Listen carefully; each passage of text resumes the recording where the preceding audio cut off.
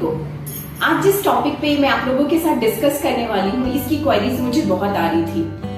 ये जो टॉपिक है ये है diet for dialysis patient. Diet और डायलिसिस ये एक ही सिक्के के दो पहलू हैं। जब हमारा किडनी 95% काम करना बंद कर देता है तो फिर हमें डायलिसिस की जरूरत होती है। डायलिसिस का काम होता है हमारी बॉडी में से जितने भी वेस्ट मटेरियल है उसे रिमूव करना। और अगर हम लोग सही खान पान रखते हैं, सही तरीके से खाते हैं, तो ये हमारे बॉडी में बहुत ज्यादा वेस्ट मटेरियल बनने ही नहीं देगा। इससे डायलिसिस का काम आसान हो जाएगा। मैंने अपने खुद के एक्सपीरियंस में ये चीज देखा है कि जो पेशेंट डायलिसिस पे होते हैं वो काफी ज्यादा मालनरिश्ड हो जाते हैं, क्योंकि उन्हें सही जानकारी ही नहीं होती कि उन्हें क्या खाना है क्या नहीं खाना है। आज इस वीडियो में मैं आपके सारे कंफ्यूजन दूर करने वाली हूँ। डायलिसिस का डाइट प्लान बनाते वक्त हम लोग सबसे इम्पोर्टेंट चीज जिस पे ध्यान रखते हैं वो है प्रोटीन, क्योंकि डायलिसिस से पहले पेशेंट रिस्ट्रिक्टेड प्रोटीन डाइट में रहते हैं, इसलिए उन्हें बहुत कंफ्यूजन होता है कि उन्हें प्रोटीन कैसे अमाउंट में लेना है।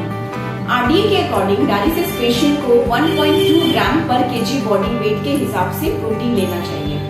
अगर पेशेंट काफी ज्यादा मालनरिश्ड हो गया है तो फिर ये प्रोटीन की रिक्वायरमेंट हम और ज्यादा बढ़ा करके देते हैं पेशेंट को। आपने ये चीज नोटिस किया होगा कि जो पेशेंट डायलिसिस पे होते हैं वो काफी ज्यादा मालनरिश्ड हो जाते हैं।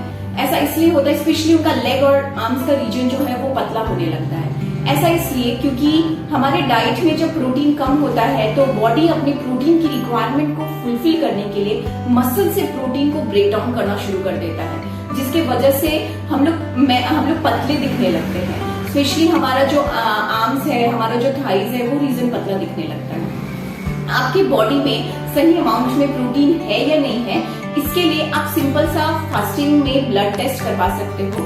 अगर आपका एल्बुमिन का जो रेंज है वो नॉर्मल से कम है, दैट मीन्स कि आप प्रोटीन डेफिशिएंट हो।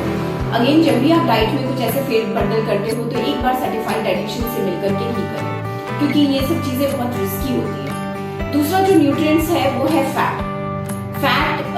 किडनी जब हमारा काम करना कम कर देता है तो लिपिड का मेटाबॉलिज्म सही से नहीं हो पाता, जिसकी वजह से बॉडी में कोलेस्ट्रॉल और ट्राइग्लिसराइड का जो लेवल है वो बढ़ने लगता है। इसीलिए आपको अपने डाइट में सैचुरेटेड फैट, वो फैट जो देखते हो आप रूम टेम्परेचर पे जम जाता है, जैसे घी, बटर, उन सब चीजों को आपको नहीं लेना है। आप मोनो अनसैचुरेटेड फैट ले सकते हो। ये हेल्दी फैट होता है, ये नट्स एंड सीड्स में पाया जाता है। अगेन, जब भी आप ये चीज इंक्लूड करते हैं तो आपको अलग पैरामीटर्स वगैरह भी हमें ऑब्जर्व करना पड़ता है, तभी हम लोग ये सब चीज इंक्लूड करते हैं उनके डाइट में। दूसरा जो है वो है vitamin and minerals. Vitamin and minerals की भी रिक्वायरमेंट बढ़ जाती है। ऐसा इसलिए क्योंकि डायलिसिस के दौरान वेस्ट मटेरियल के साथ साथ हमारी बॉडी से कुछ इंपॉर्टेंट न्यूट्रिएंट्स का भी लॉस हो जाता है, स्पेशली वाटर सॉल्युबल विटामिन्स का। इसीलिए विटामिन एंड मिनरल्स आपको अच्छे अमाउंट में लेना काफी ज्यादा जरूरी है। अगर हम लोग देखते हैं कि नहीं उनकी रिक्वायरमेंट डाइट से फुलफिल नहीं हो पा रही, तो हम उनके डाइट में क्या करते हैं, सप्लीमेंट इंक्लूड कर देते हैं, ताकि उनका जो रिक्वायरमेंट है विटामिन एंड मिनरल्स का वो फुलफिल हो सके। फ्लूइड और इलेक्ट्रोलाइट ये भी बहुत इंपॉर्टेंट है, इनमें बैलेंस होना बहुत ज्यादा जरूरी है। आपने कई बार ये सुना होगा कि जो डायलिसिस में पेशेंट होते हैं उन्हें हार्ट अटैक आ जाता है। ऐसा इसलिए क्योंकि अगर आपके बॉडी में फ्लूइड ओवरलोड है, बहुत ज्यादा है, या फिर इलेक्ट्रोलाइट स्पेशली पोटाशियम और कैल्शियम जिनका काम होता है आपके हार्ट का फंक्शन करना, वो अगर इम्बैलेंस है तो फिर आपको हार्ट अटैक आने का चांस बढ़ जाता है। फ्लूइड को बैलेंस में रखना काफी ज्यादा जरूरी है। आप ऐसा कर सकते हो कि जितना यूरिन आउटपुट है आपका 24 आवर्स में, उसमें प्लस 500 ml आप फ्लूइड इनटेक बढ़ा सकते हो। सपोज कि आपका दिन भर में 24 घंटे में सिर्फ यूरिन का जो आउटपुट है सिर्फ 500 ml हो, तो आप प्लस 500 ml आप वाटर लोगे, मतलब आपको अब 24 घंटे में 1 लीटर पानी लेनी है।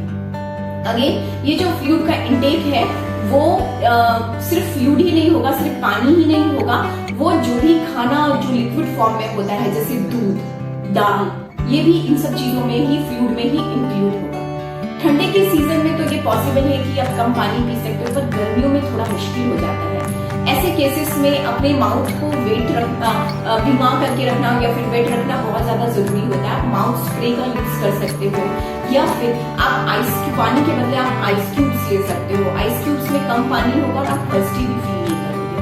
आप च्युइंगम भी चबा सकते हो। ऐसे छोटे छोटे बहुत सारे तरीके हैं जिससे आपको प्यास भी नहीं लगेगी और प्यास भी नहीं लगेगी।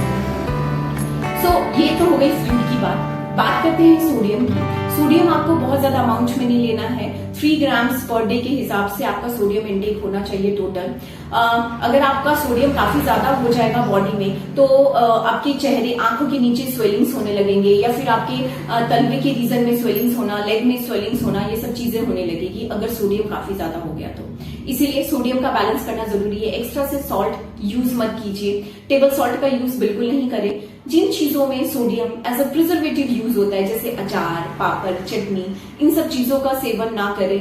कम से कम सॉल्ट आपको कंज्यूम करना है। पैकेट वाली चीजें ना खाएं। इन सब चीजों में सॉल्ट बहुत ज्यादा अमाउंट में होता है। होप सो आपको मेरा ये वीडियो यूजफुल लगा हो। अगर यूजफुल लगा है तो प्लीज आप मेरे चैनल को लाइक करें, शेयर करें, सब्सक्राइब करें। Thank you so much.